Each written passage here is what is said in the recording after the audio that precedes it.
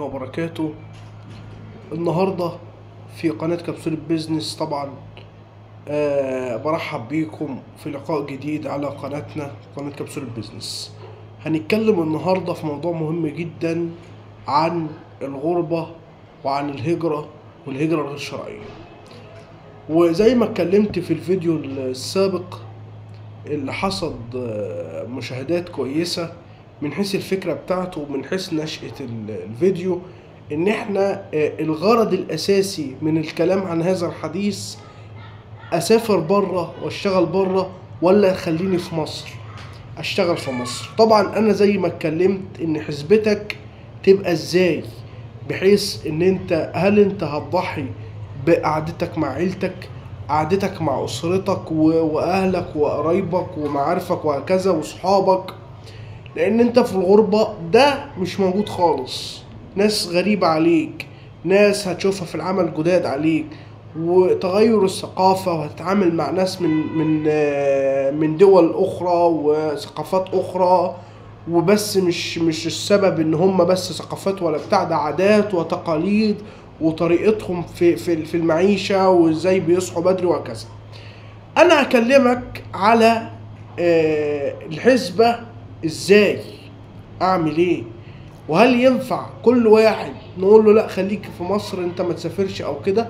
طبعا كل واحد حر في رأيه، ولكن نحن نريد ان نتناقش في هذا الموضوع بشيء من الحيادية والشفافية، ونقدمه كده ايه بالتفاصيل المملة، ونقدمه للناس عشان برضو كل واحد يستفاد.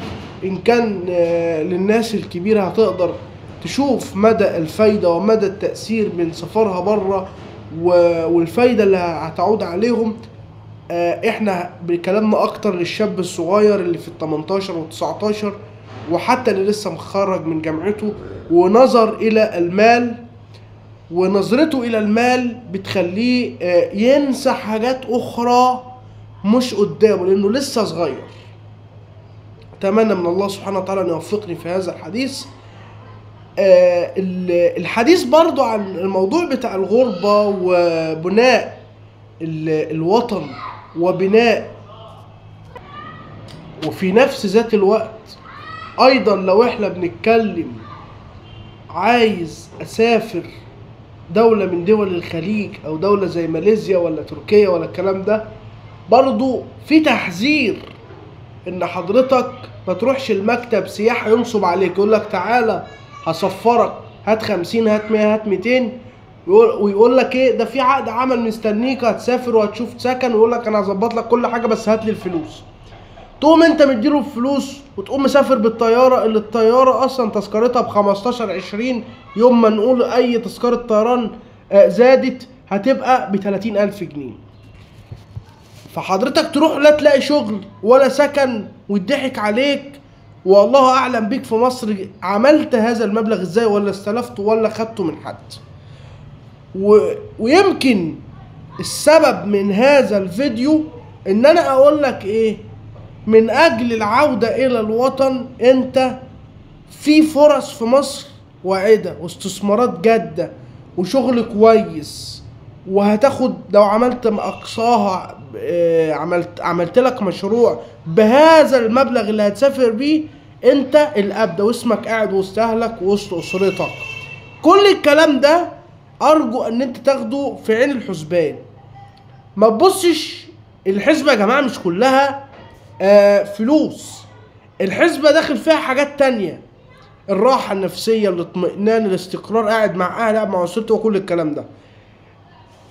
كان زمان تسمع واحد عنده مزرعة كان يقول طب احنا نسافر نجمع 100,000 جنيه ونسافر السعودية عشان نشتغل في مطعم ولا في كافيه. طب ما انا اجمع الفلوس دي انا و5 زمايلي وافتح مشروع، او افتح مزرعة مثلا في الفرافرة او في الواحات، او اشتري مثلا مزرعة في الفيوم انا وزمايلي، نجمع عدد كل واحد فينا يجمع فلوسه ويعمل كده. كانت دي النصيحة. وكان ايضا انا لما ملاقيش العائد في بلدي خلاص اشتغل شغل حر، وعمل الحر في فوائد جامة وفي مزايا كبيرة، وكفاية ان انت حر نفسك وهتقدر تتعايش مع ده. ادام الشغل الثابت ما يكونش جايب لك العائد، خلاص خد لك العمل الحر في بلدك. وكذلك ايضا ما تحسبهاش ان هو الشاب دلوقتي يقول لك ايه، انا هاخد 2000 ريال، يعني مثلا 30,000 ولا 29 28، او هروح اخد بالدرهم 2000 3000 درهم. ماشي، انت بتحسب الايرادات والرواتب الراتب اللي هيجيلك كامل. انت مش هتحسب، انت رايح مش حاسب الاكل والسكن وغربتك ومصاريفك انت اللي على جنب، ومصاريف اللي هتبعتها لاهلك. ان في ناس انا بشوفها بتسافر يقول لك انا بسافر بس يا دوبك معيش اهلي، باكل وبشرب وكل الكلام ده. كل الكلام ده لازم تحطه في الحسبان، ده لو انت هتسافر. يعني احنا لو قلنا انا ببص للفلوس، انا هروح اخد كذا ويطلع لي 30 ولا 40 الف جنيه، هتحسبها كده، احسبها صح بقى. يعني احسب كده، انا ايراداتي كذا، مرتبي كذا، مصاريفي كذا، الفرق كذا، المبلغ اللي هيبقى على الجنب كذا اللي اقدر اشتري بيه منه حاجه لنفسي. انك ما تسافرش وانت بس عايز اكل واشرب وخلاص. طب ما انت في مصر هتاكل وهتشرب برضه. فدي الحسبه وهذا الفكر. وايضا بلاش محدوديه الفكر، انا هسافر اجيب ناس معايا واروح واعمل واسوي، وتبني الاحلام اللي هي ايه، انا يعني ايه رايح حاطط في دماغي هروح وهشتغل وهنجح واعمل واسوي. توقع ان الحسبه دي ما تبقاش ممكن مثاليه. يعني مش شرط ان الحسبه دي تبقى معاك مثاليه، لان ممكن يحصل لك ظروف وانت هناك، يحصل لك ظروف تسيب شغلك وهكذا. ده لازم يتحط في بالك. وايضا اللي يتحط في بالك ان انت بتستثمر او بتشتغل او بتبني دولة واحد غريب عنك. بلدك اولى بده، واولى بيه انك لو ما اشتغلتش زي ما بقول، ما اشتغلتش في شغلانه ثابته، انت شايف ان العائد بتاعه قليل 5000 6000 جنيه مثلا، خلاص اشتغل بقى حاجه حر. ادام قدرت انك تحاول تطلع تمن التأشيرة والتذاكر والكلام ده كله، خلاص روح بالمبلغ ده اعمل لك مشروع، اعمل لك استثمار انت تعرف فيه، او اشتري ارض، اشتري مثلا اعمل مزرعة مواشي ولا مزرعة تسمين وهكذا. كل هذا الكلام حطه في دماغك. السفر ضريبته صعبة، والغربة ضريبتها صعبة جدا جدا جدا. دول الخليج العربي او بعض الدول، منظور المرتبات الكبيره اللي فيها، او منظور المرتبات اللي موجوده فيها، يعني دوله زي الامارات، الدوله دي المنظومه كامله والمنظور كامل هناك ان انت بتاخد الفلوس دي انك تصرفها في البلد.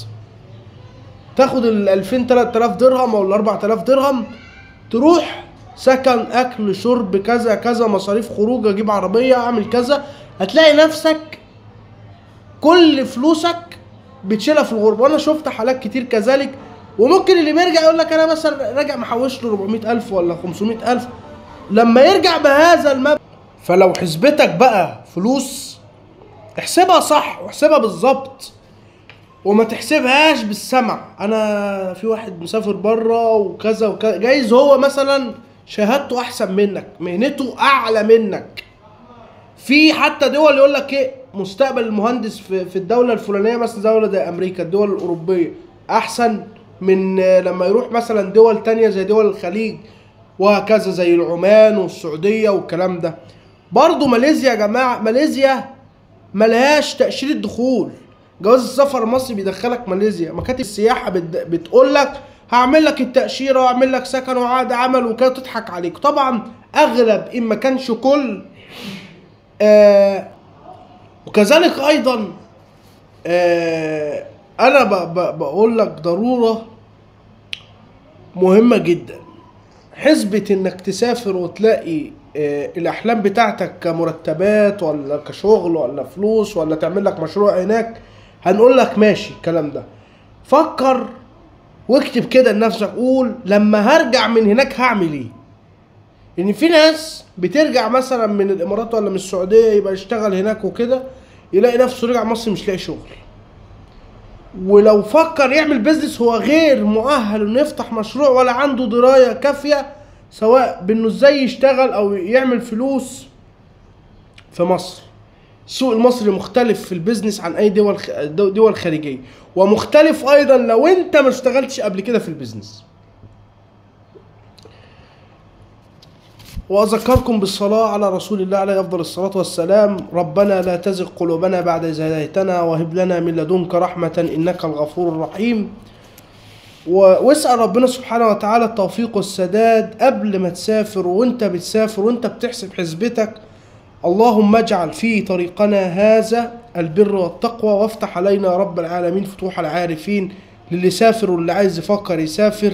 هجرة الأوطان مش سهلة وليست هينة على الأهل ولا الصحاب ولا على أي حد انت بتعزه بيعزك، وهكذا هي الدنيا.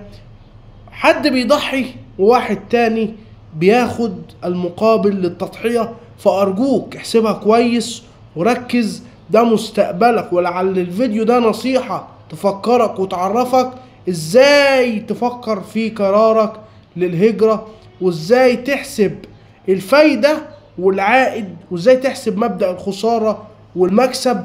وأسأل الله رب العرش العظيم أن يوفقك. وهقول لك نصيحة بسيطة جدا: عايز تسافر أي حتة، عايز تشتغل أي حتة، عليك بحاجتين: بالصلاة على رسول الله عليه أفضل الصلاة والسلام، وبالصلاة ذاتها، فهي العهد الذي بيننا وبينهم، وإن انقطعت انقطع كل شيء. فالصلاة هي أساس وعماد الدين. وأيضا اقرأ قرآن وقرب لربنا سبحانه وتعالى لو عايز أي حاجة في حياتك، لو عايز شغل، لو عايز تسافر، لو عايز عقد عمل. أسأل الله رب العرش العظيم أن يوفقك ويوفقنا إلى ما يحب ويرضاه. فإن انصلح حالك مع الله سبحانه وتعالى انصلح حالك كامل بالكلية. والسلام عليكم ورحمة الله.